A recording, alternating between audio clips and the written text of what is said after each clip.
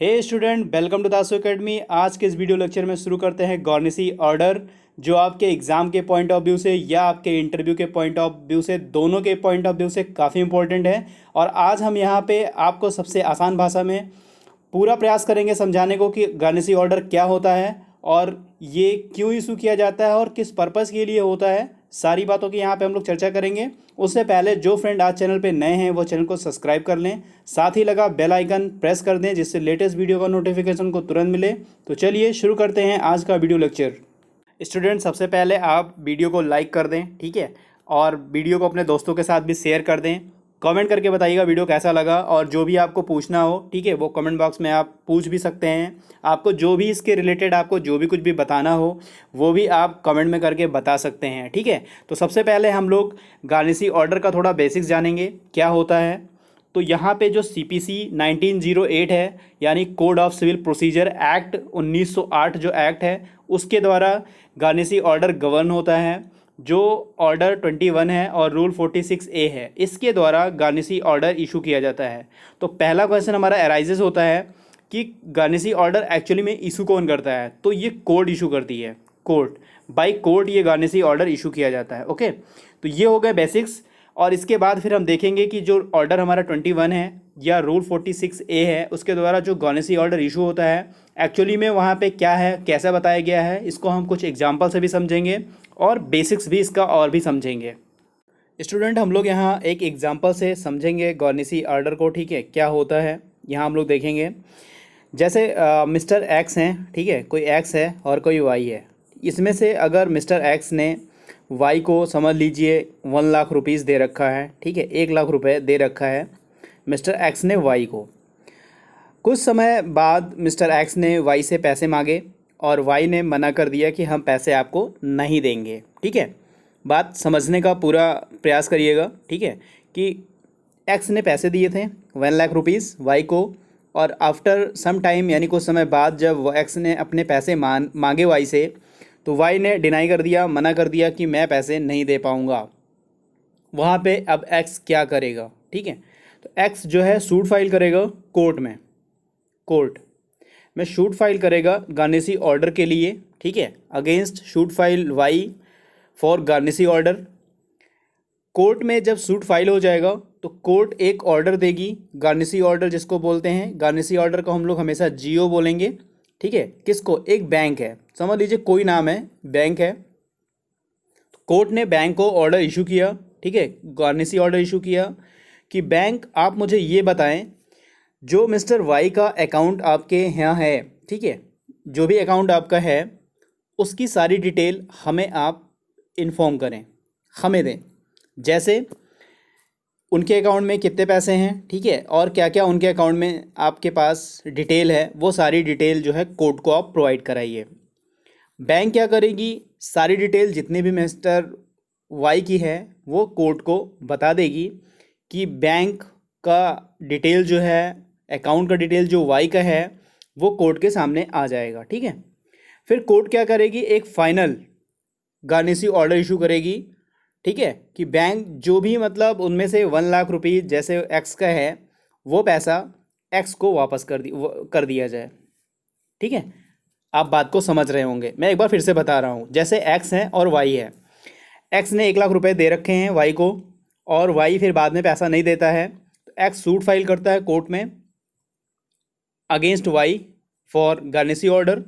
Court bank को पूछती है आप यहाँ अकाउंट जो वाई का है उसकी पूरी डिटेल दीजिए, बैंक उनको डिटेल देती है और फिर एक कोर्ट फाइनल गॉर्निसी ऑर्डर बैंक को इशू करता है और फिर बैंक के द्वारा पैसा जो है एक्स को मिल जाता है और कोर्ट ये गॉर्निसी ऑर्डर इशू करती है, ठीक है।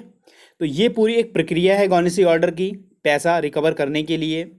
यहाँ पे कुछ बातें और हैं, जैसे एक क्वेश्चन पूछा गया था 2017 में, ठीक है, स्केल 2 में ही पूछा गया था, बट वो एग्ज़ाम था बैंक ऑफ बड़ौदा का। उसमें क्वेश्चन पूछा गया था कि 11:45 हो रहे हैं टाइम, ठीक है, मिस्टर वाई बैंक पहुंचे थे, उन्होंने एक चेक दिया हुआ था, ठीक है। समझ लीजिए यहाँ पे मिस्टर वाई को पता चल गया कि उनके अगेंस्ट गॉर्निसी ऑर्डर इशू हुआ है, उनके अकाउंट पे लगने वाला है। यानी गार्निशी ऑर्डर बैंक में पहुंचने से पहले ये इन्फॉर्मेशन लीक होकर वाई को पता चल गई, ठीक है। और उससे पहले वाई बैंक पहुंचते हैं। 11:45 पे वो चेक पूरे अमाउंट का, समझ लीजिए उनके अकाउंट में 1 लाख रुपीज़ ही हैं, पूरे अमाउंट का एक चेक देते हैं बैंक को, ठीक है, कि बैंक मेरा पैसा जो है निकाल दीजिए। बैंक 11:45 पे पैसा जो है इनका चेक कलेक्ट करती है। उसके बाद यहाँ सारी डिटेल देकर उस चेक को ओके करते हैं और बोलते हैं कि काउंटर नंबर 7 पे जाके अपना आप पेमेंट ले लीजिए। ओके, जैसे मिस्टर वाई काउंटर नंबर 7 पे पहुँचते हैं, वहाँ पे तब तक 11:50 हो रहा होता है और जब वो इनकी डिटेल चेक करके पेमेंट देने वाला होता है, तभी बैंक के उन अकाउंट में गार्निशी ऑर्डर आ जाता है। इनके अकाउंट पे गार्निशी ऑर्डर आ जाता है। तो आप बताएं यहाँ पे क्या होगा, पेमेंट कर दिया जाएगा या पेमेंट को स्टॉप कर दिया जाएगा? ठीक है, मैं आपको 5 से 10 सेकंड दे रहा हूँ, आप कमेंट करिए और मुझे इसका आंसर बताइए कि वो पेमेंट कर दिया जाएगा या स्टॉप कर दिया जाएगा।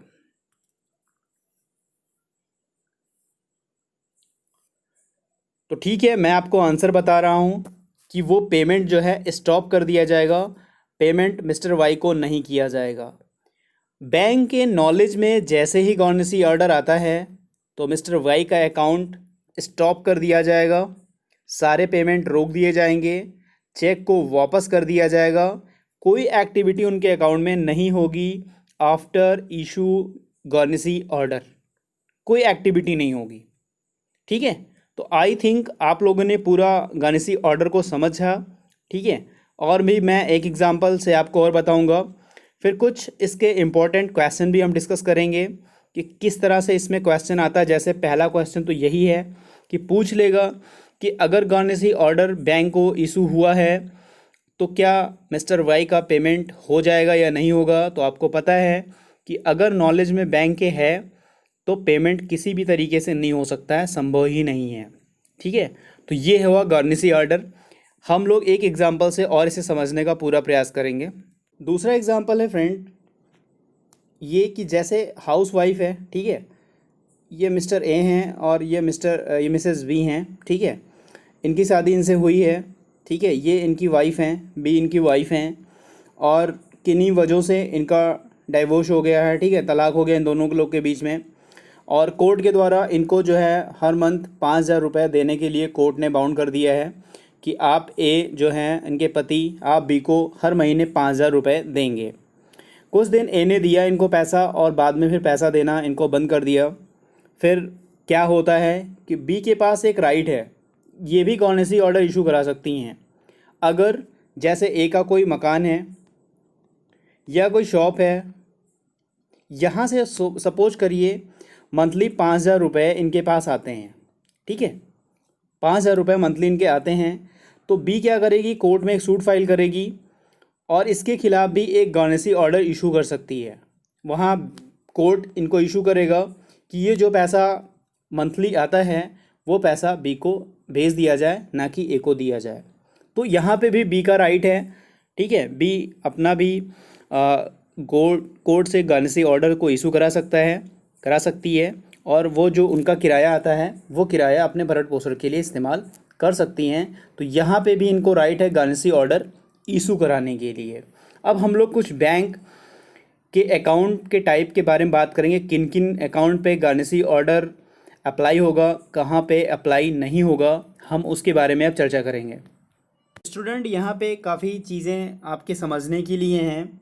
जैसे वहाँ पे एक्स थे और वाई थे, ठीक है, एक्स ने वाई को पैसे दे रखे थे, ठीक है, तो यहाँ पे जिसको पैसा वापस करना था उसको क्या बोलेंगे, उसको हम लोग जजमेंट डेटर बोलेंगे, ठीक है। जैसे वाई को पैसा एक्स को वापस करना है तो इन केस में पूछा जाता है क्वेश्चन कि वाई क्या होगा, तो वाई एक जजमेंट डेटर होगा और एक्स क्या होगा, जिसको पैसा लेना है वो जजमेंट क्रेडिटर होगा, ठीक है। ये टर्म याद कर लें। और यहाँ पे जो बैंक होता है तो बैंक को क्या बोलते हैं, तो बैंक को आप गार्निशी बोल सकते हो, गार्निशी बैंक को बोल सकते हो, ठीक है, गार्निशी बोल सकते हो आप लोग बैंक को। तो यहाँ पे 3 चीज़ें जानने के लिए आपके लिए और हैं एक्स्ट्रा, कि जैसे वाई को क्या बोलेंगे, जजमेंट डेटर, एक्स को क्या बोलेंगे, जजमेंट क्रेडिटर, और वहाँ पे बैंक को क्या बोलेंगे, गार्निसी। ठीक है, यहाँ पे यानी वाई को पैसा एक्स को वापस करना है, उन केस में जजमेंट डेटर, एक्स को पैसा वाई से लेना है तो उन केस में जजमेंट क्रेडिटर, और बैंक उसमें जो है मेन रोल में है, यानी जो भी डिटेल होती है वो प्रोवाइड कराती है, तो बैंक एक गार्निसी हो जाती है। यहाँ पे एक बात और जानिए, ठीक है, कोर्ट ने गार्निसी ऑर्डर को इशू कर दिया था, ठीक है, तो कोर्ट मैंने बताया था आपको कि पहला नोटिस इशू करेगी, ठीक है, फिर सेकंड नोटिस इशू करेगी बैंक को। तो जो पहली नोटिस इशू करती है, ठीक है, सारी डिटेल वगैरह भेजो, जो भी मिस्टर वाई के डिटेल थे वो भेजो मुझे, जो भी उनके अकाउंट में अमाउंट है वो सारे भेजो। तो उसको जो टर्म बोलते हैं उसको ऑर्डर निसी बोलते हैं, ये भी टर्म आप लोग नोट कर लें, ऑर्डर निसी, ठीक है, ऑर्डर निसी, NISI, ऑर्डर निसी बोलते हैं। जो पहला ऑर्डर इशू करता है कोर्ट बैंक को, यानी सारी डिटेल प्रोवाइड कराइए, और जब बैंक सारी डिटेल प्रोवाइड करा देती है, ठीक है, तो उसके बाद जो फाइनल ऑर्डर इशू करता है कोर्ट, फाइनल ऑर्डर जो इशू करता है उसको हम लोग बोलते हैं ऑर्डर एब्सोल्यूट, ऑर्डर एब्सोल्यूट, ठीक है, ऑर्डर एब्सोल्यूट और ऑर्डर निसी, ये चीज़ें याद रखो। जो पहला उसने बैंक को इशू किया है, पहला ऑर्डर गार्निसी ऑर्डर इशू किया है उसको ऑर्डर निसी, और जो फाइनल ऑर्डर इशू किया है उसको ऑर्डर एब्सोल्यूट बोलते हैं, ठीक है। तो यहाँ पे ये भी बहुत इंपॉर्टेंट है आपको टर्म जानने के लिए। क्वेश्चन ऑर्डर निसी पूछा गया है कि इन केस में ऑर्डर निसी कौन होगा, आप सीधा सीधा बताएंगे कि जो कोर्ट का फर्स्ट ऑर्डर होगा उसे हम लोग ऑर्डर निसी बोलेंगे, और जो कोर्ट का लास्ट ऑर्डर होगा, फाइनल ऑर्डर होगा, उसे ऑर्डर एब्सोल्यूट बोलेंगे। फ्रेंड, अब यहाँ हम लोग कुछ अकाउंट की बात करेंगे कि किन अकाउंट पे गार्निसी अप्लाई होता है और किस अकाउंट पे गार्निसी अप्लाई नहीं होता है। तो पहला चीज़ हम लोग बात करेंगे, अगर सिंगल अकाउंट है किसी का, ठीक है, सिंगल अकाउंट जैसे मिस्टर वाई का था, कोर्ट ने ऑर्डर बैंक को इशू किया था, तो वहाँ पे अप्लाई होगा, ठीक है, वहाँ पे गार्निसी ऑर्डर अप्लाई होगा। बात करेंगे दूसरा अकाउंट जो है, अगर जॉइंट अकाउंट है, जैसे मिस्टर वाई और मिस्टर जेड का जॉइंट अकाउंट है, ठीक है, उस बैंक में, क्या यहाँ पे गार्निसी ऑर्डर अप्लाई होगा, एस या नो? आंसर होगा मेरा नो, नहीं अप्लाई होगा। क्यों? क्योंकि ये जॉइंट अकाउंट है, यहाँ पे एक्स है और जेड भी है, इन दोनों का जॉइंट अकाउंट है, भले उसको वाई चला रहा हो जेड के भी हॉप पे, बट इन जॉइंट अकाउंट पे गार्निसी ऑर्डर अप्लाई नहीं होता है, ये भी आप ध्यान रखिएगा। तीसरी बात हम लोग करते हैं प्रोप्राइटर अकाउंट की, प्रोप्राइटरशिप अकाउंट की, ठीक है। तो इस पे क्या गार्निसी अप्लाई होगा, एस या नो? एस। क्यों? क्योंकि प्रोप्राइटरशिप अकाउंट भी जो होता है वो भी एक ही अकाउंट होता है, एज अ सिंगल अकाउंट होता है, ये बिजनेस के लिए होता है, ठीक है, तो सिंगल अकाउंट होता है। और इसमें जितने भी अकाउंट होंगे, जैसे सेविंग अकाउंट होगा, ठीक है, सीसी अकाउंट होगा, एफडी होगा, फिक्स डिपॉजिट अकाउंट होगा, करंट अकाउंट होगा, इन सब पे क्या होगा, सिंगल है या प्रोप्राइटर अकाउंट है, सब पे अप्लाई होगा। बस यहाँ पे एक चीज़ जान ले, जॉइंट अकाउंट पे अप्लाई नहीं होगा फ्रेंड। लेकिन अगर जैसे वाई और जेड का जॉइंट अकाउंट था और जो गार्निसी ऑर्डर इशू किया गया है वो वाई और जेड दोनों के नाम पे इशू किया गया है, समझ पा रहे हो आप? हम कह रहे हैं कि वाई और जेड दोनों ने किसी का पैसा ले रखा था, ठीक है, और इन दोनों के नाम से कोर्ट ने गार्निसी ऑर्डर इशू कर रखा है, तो क्या जॉइंट अकाउंट पे अप्लाई होगा गार्निसी ऑर्डर, एस या नो? एस, अप्लाई होगा। तो ये चीज़ें ध्यान रखिएगा। अगर सिर्फ वाई के नाम पे गार्निसी ऑर्डर इशू है तो ये समझ लीजिए वहाँ पे आपका अप्लाई होगा, बट अगर जॉइंट अकाउंट है, ठीक है, अगर सिंगल अकाउंट था तो नहीं अप्लाई होगा, और अगर जॉइंट अकाउंट है, वाई और जेड का जॉइंट अकाउंट है और सिर्फ वाई के नाम पे गार्निसी ऑर्डर इशू है, वहाँ पे अप्लाई नहीं होगा। बट अगर वाई और जेड दोनों के नाम पर इशू है तो उस पर भी अप्लाई होगा। तो आई होप ये आपको सारी चीज़ें समझ में आ रही होंगी। आप वीडियो को 1-2 बार ज़रूर देखिएगा, पूरी पिक्चर क्लियर हो जाएगी और आपको गार्निसी ऑर्डर बिल्कुल अच्छे से समझ में आ जाएगा। फिर वो आपका इंटरव्यू हो या आपका क्वेश्चन आंसर हो, सभी जगह आप इसको डिफ़ाइन कर पाएंगे।